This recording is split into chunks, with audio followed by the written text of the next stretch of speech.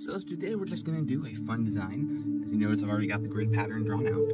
So what I'm going to do is I'm going to come in and I've got my center. I'm going to put a couple bars here like that, and a couple bars here like that, so that I can create some stuff going on in the center. I'm going to put a couple bars here on the corners, because that makes a cool effect. Then I'm going to do the same to the other side. And then I've got some extra free space in the middle, and so I think what I'm going to do is just kind of keep it a little bit, easy. And I'm just going to put one right here, then I'll do the same thing over here on this side, just to kind of shake things up a little bit. And I also like the effect of having a thing on the top, so I'm going to do a couple here like this, and then I'm going to start. So, coming in, just going to do a series of cross hatches here, just like this. Again, just going in the center, or in the inside the lines, connecting the inside of the lines together. And then just going. And this is a big design, so there's going to be a little bit more actual drawing time. That's okay.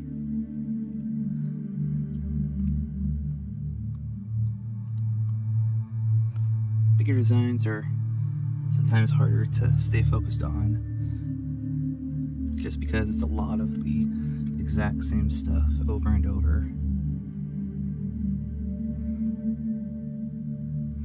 But sometimes that is life. Sometimes it feels like we do the exact same thing over and over and stuff feels monotonous, but sometimes all that we need to do is just kind of step back a little bit, take a look at all that has been done. You realize there's a bigger picture involved. So we did all the stuff going in one direction, and now I'm going to do the lines going the other direction. And as I'm doing these, I'm just going to fill in the gaps here like that. So this is the next part of the weave. So it's the parts that's going over this part and then going under this part. And really, there's no official rule on where you have to start doing these and where you have to kind of end doing these. You can do whatever section you want. So like, maybe I just skip ahead and I'm just going to come over here. I'm just going to do a few of these guys. Kind of fill this in. Then just come over here, fill this in. Some people try to work in a very logical, very ordered way, just so that they make sure they don't skip stuff. That's a good idea too, if that's how you're wired. Everyone is wired differently though.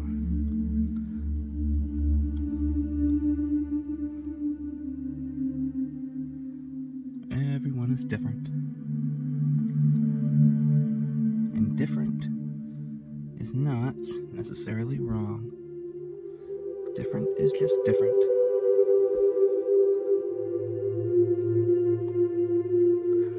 And with these two, you could say, well, would it be wrong if I did one of the threads in a different direction? Well,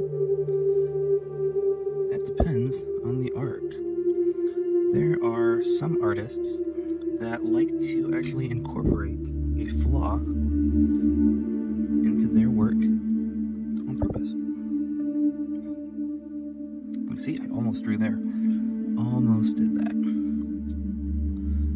And I would have called that a mistake. Not a terrible mistake, but I would have called it a mistake, because it would have thrown off the design. I would have found a way to fix it though.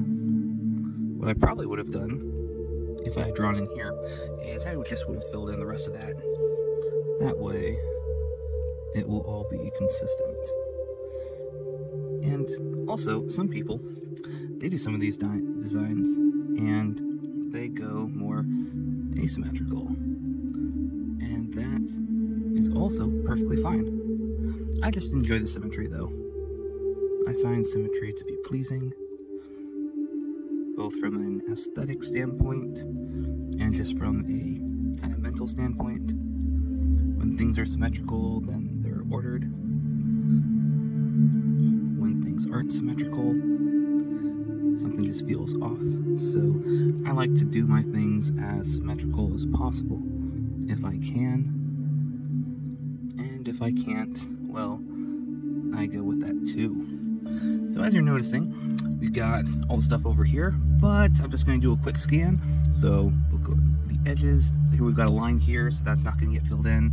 We've got our edges here. Oops, here's a couple. Here's a couple little guys that haven't filled in yet. I'll get those guys here. Just fill them in there. Cool. Then continuing on, that looks good. That's a line, so that's good, that's good. Excellent.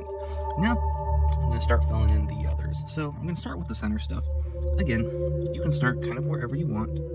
It doesn't officially matter. So I'm just going to do the caps here like this. Draw in here. Then I'll put a cap here for this guy. Then I'll do one here. And then, so now that I've got that filled in, oops, I'll just round that off a little bit.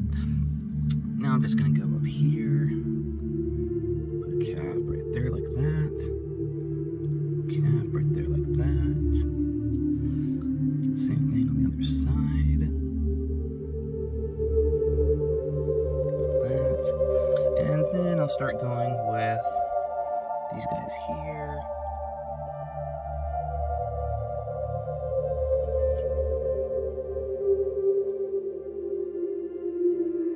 Again, I'm just going in a kind of loosey-goosey way. Part of why I like doing the symmetry though is because then it lets me know what parts are going to be what. And so I know that if I do something here, it's probably going to happen here, and it's going to happen here. If I do something here, then it's going to happen here. And if things don't quite work out that way, then it's a good way for checking to make sure if I missed a piece.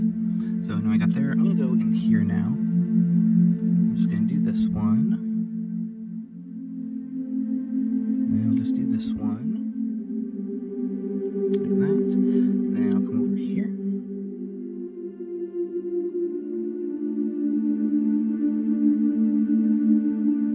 Just do that one. And then I'll do these guys on these corners, right here like that. It's a good time for them. Do these corners here.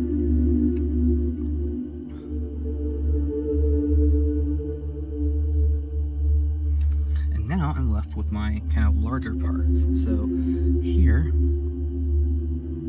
I'm just going to start like this.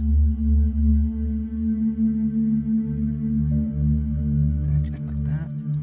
Then this one. Like that.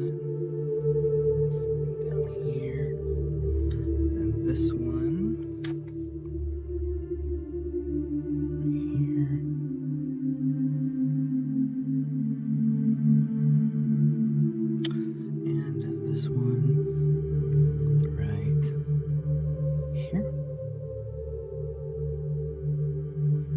And lastly, I still got these two guys here, so I'm just going to put a long loop here because I think that's a cool effect. Like that.